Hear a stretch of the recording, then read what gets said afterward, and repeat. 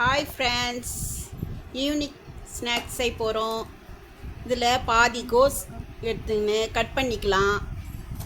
Cut பண்ணிக்கிட்டு நீளமாக வாக்கில் கட் பண்ணி எடுத்துக்கணும். கட் பண்ணி எடுத்துட்டு இது மாதிரி உதிரியாக பண்ணிக்கணும்.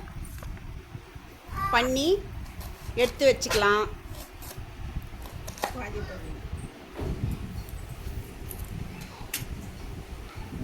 உதிரியாக பண்ணி எடுத்து வச்சுக்கிட்டோமா.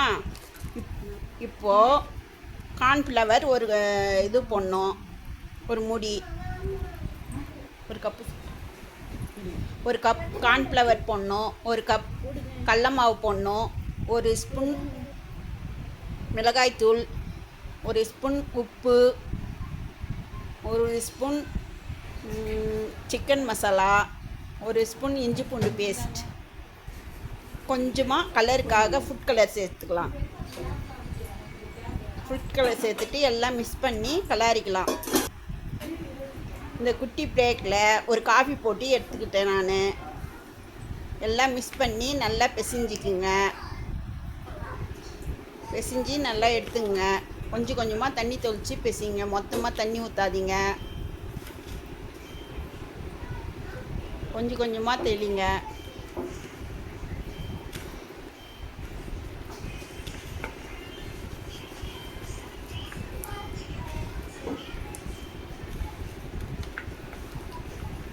இந்த மாதிரி உதிரியாக வர மாதிரி பிசைஞ்சு எடுத்துக்கணும்.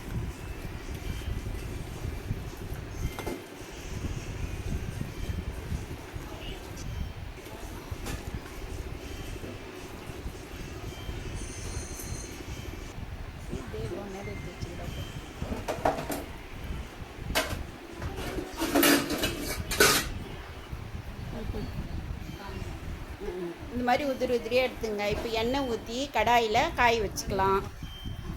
காய வச்சுட்டு கொஞ்சோண்டு கறிவேப்பிலை தூவி அதையும் மிக்ஸ் பண்ணி பிசைஞ்சிக்குங்க.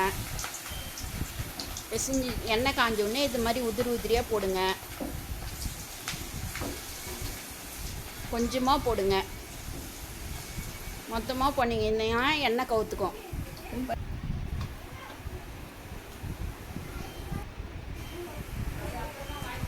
ஒரு பக்கம் வெந்தவுடனே அதுக்கப்புறம் மறுபக்கம் திருப்பி விடுங்க.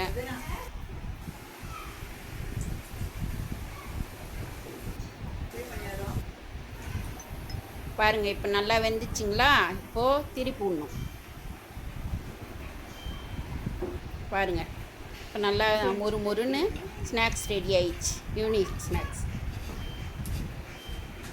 கோஸ் பக்கோடா.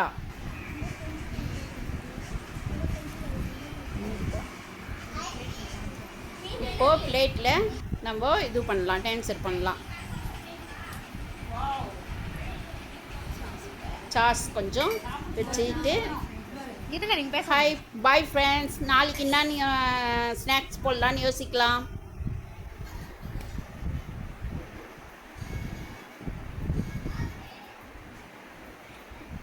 அந்த பேசிட்டு ரொம்ப நேரம்